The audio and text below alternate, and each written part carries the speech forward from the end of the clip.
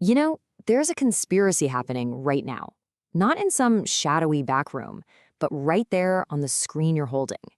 It's a system of total surveillance, one that we willingly install and carry with us everywhere we go. Your phone is watching you, and today we're going to prove it. So let's just start with a simple question. Why in the world does a flashlight app, an app that has one job to turn on a tiny light, need access to your entire contact list? The short answer? It doesn't, but it asks, and you are just one single tap away from giving it everything. Let's start the video.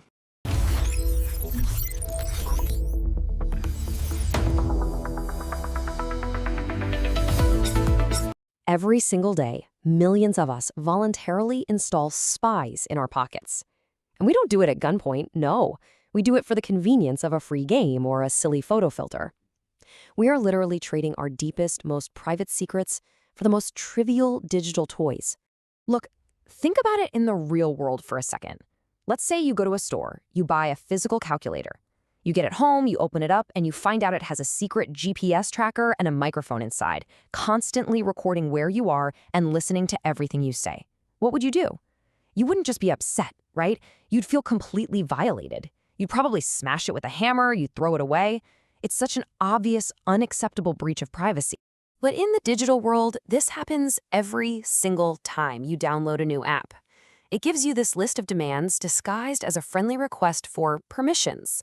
Can I access your location, your microphone, your private messages, all of your contacts? And without even thinking about it, you click Allow. And just like that, you've consented to the surveillance. Now, this isn't just about a few bad apps here and there. No, this is a system. It's a vast, interconnected network of data collection that functions exactly like something out of dystopian science fiction. We're living in an anime, and most people don't even have a clue. We're living under the Sybil system. So for anyone who hasn't seen the anime Psycho-Pass, let me break it down. The Sybil system is this all-seeing AI that governs society. It is constantly scanning every single citizen, analyzing their mental state to calculate something called a crime coefficient, basically their potential to commit a crime. This score, also called their hue, determines their entire life. If your hue gets cloudy, you're seen as a threat. If it's clear, you're a model citizen. There is absolutely no privacy from this system. And this is where it gets really unsettling.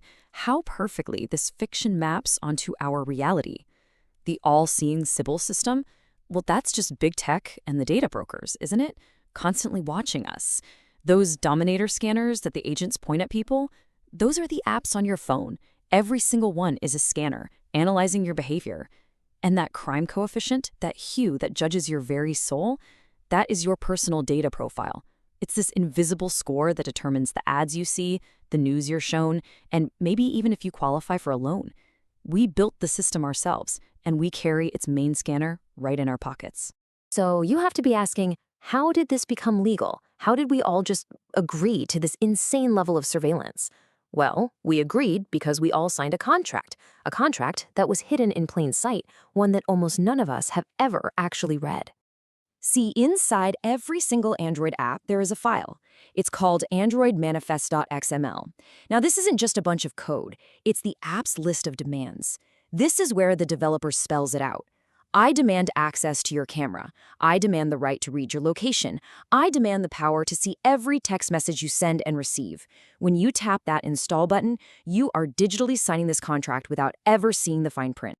And this is where it gets really sinister. Let's just take one of those demands, the permission to read your text messages. Why would a Wallpaper app need to read your SMS? Come on, there's no good reason. The real reason is so it can intercept those one-time passwords your bank sends you, log into your account, and just drain your money. And this isn't some crazy theory. This is a common attack that happens all the time. But there is one demand in that hidden contract that is more dangerous than all the others combined. It's called accessibility services. This permission is a skeleton key to your entire digital life. Now, it was designed with the best intentions, right? It was made for users with disabilities, allowing an app to read the screen aloud or perform tabs for them. At its core, it is a powerful tool for good. But in the wrong hands, accessibility gives a hacker God mode on your phone. They can read everything on your screen, your emails, your private messages, your bank balance. They can see every password you type, every single button you press. Now, combine that power with the overlay permission, which lets an app draw a fake login screen on top of your real banking app, and you have a perfect recipe for financial ruin. Oh, and throw in background location, and now they don't just know what you're doing, they know where you are 24/7. Now, I know what you might be thinking. This is all theoretical. This only happens to people who are careless, people who download shady apps from weird places. You'd be wrong. This has already happened on a massive, absolutely terrifying scale right on the official Google Play Store. So let's open the case file on a piece of malware called Goldoson. 100 million. Let that number sink in for a second. That is how many times apps infected with this malware were downloaded. That is more than the population of most countries on Earth. 100 million people carrying a sophisticated spy in their pocket, and they had no idea. So what was Goldoson? Well, it was this malicious piece of code, a library, that developers were tricked into adding to over 60 otherwise totally legitimate apps. And we're talking about popular, simple games that were sitting right there on the Google Play Store. You thought you were just playing a game to kill some time, but your phone was secretly working against you the whole time. And just look at what those games were stealing while you were busy and distracted.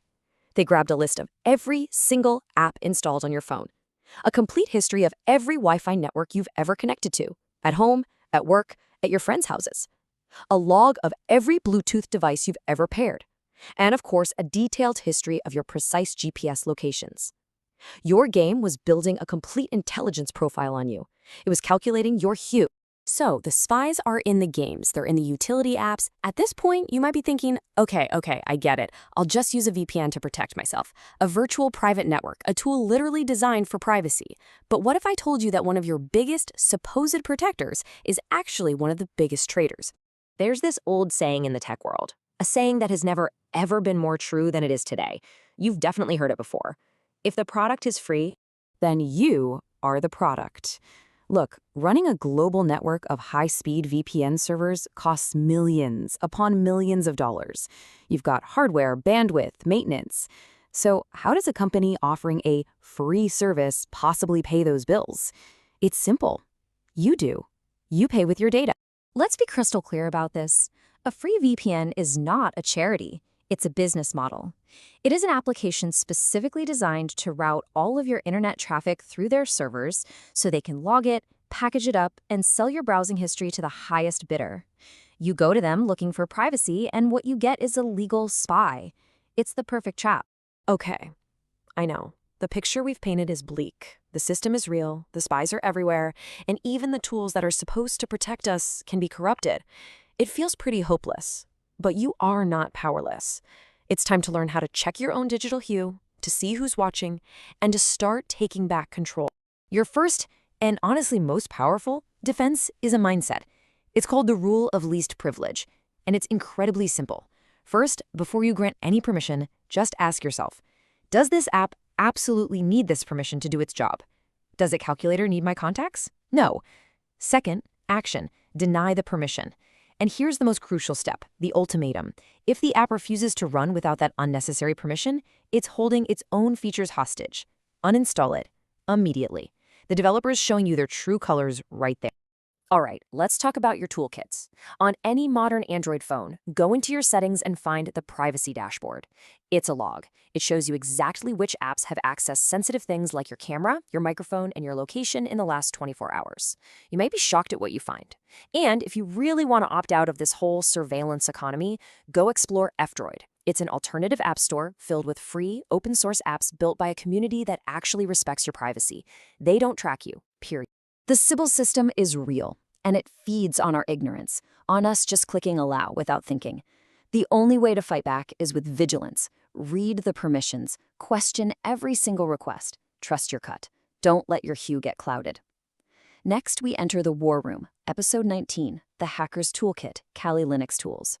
But we also want to know what tech mystery or hidden reality scares you. We are ready to explore the unknown. Tell us in the comments what mystery we should uncover next. No options, no limits, you decide. See you in the next episode.